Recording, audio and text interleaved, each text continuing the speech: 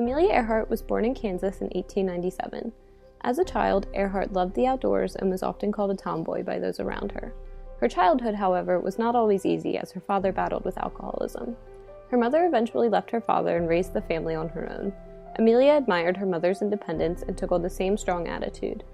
Amelia first became interested in planes when she attended an air show in Long Beach, California. Her father, who had reunited with the family, paid a pilot $10 to let Amelia fly in his plane. It was a ride that changed Amelia's life forever. After only 10 minutes in the sky, Amelia decided that she was going to learn how to fly a plane. Earhart worked odd jobs, doing everything she could to pay for flying lessons. She cut her hair in a short style like many other women aviators at the time, and bought herself a new leather jacket. In 1921, Amelia bought her first plane, a bright yellow biplane. Only 1 year later, Amelia was already breaking records. She flew to a 14,000-foot altitude, which was the highest a female pilot had ever flown. Then she went on to become the 16th woman to get her pilot's license on May 15, 1923.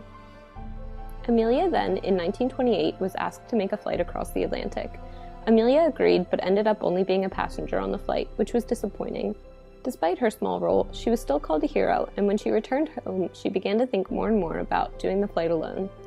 Amelia continued to work on her flying, setting several records and placing highly in competitions. In 1931, Earhart married a man named George Putnam.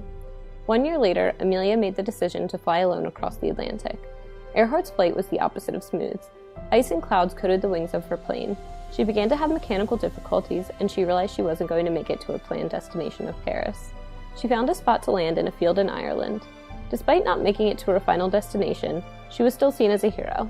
Earhart went on to set 7 speed records and altitude records in the course of 5 years, and had one last plan: to fly around the world. Earhart gathered a team and began to plan. The trip was supposed to begin on March 17, 1937, but several problems occurred soon after takeoff. The plane was taken to Hawaii for repairs, and the trip was eventually canceled. However, this did not deter Earhart, so on June 1st, Earhart and only one other crew member took off once again.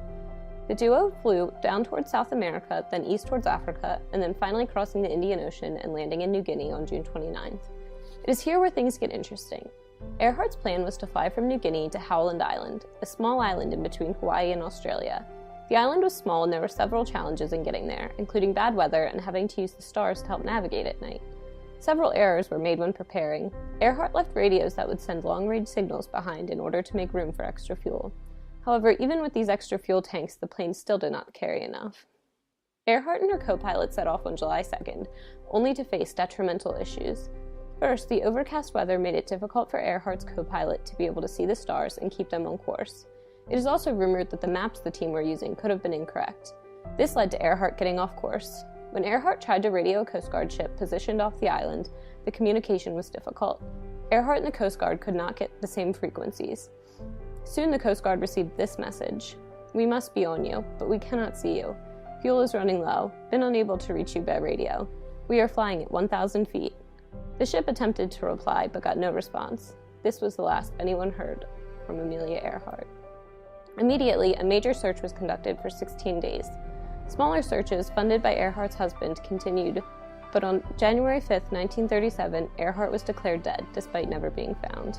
There are several theories as to what happened to Earhart, some more intriguing than others. Some say that Earhart was appointed as a spy by the president and was captured by the Japanese military.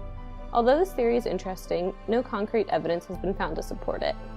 One of the most plausible theories is that Amelia's plane simply ran out of fuel and she was forced to abandon it. She then, with her co-pilot, died at sea before she could be rescued. One of the final theories is that Earhart landed on an island close by to where she was supposed to land, and she and her co-pilot died waiting to be rescued. Physical evidence, such as parts of clothing and pieces of plexiglass that match the size of Earhart's plane, have been found on the island. Amelia showed the world how important it is to pursue what you love, and she showed women that they were capable of doing anything they put their mind to.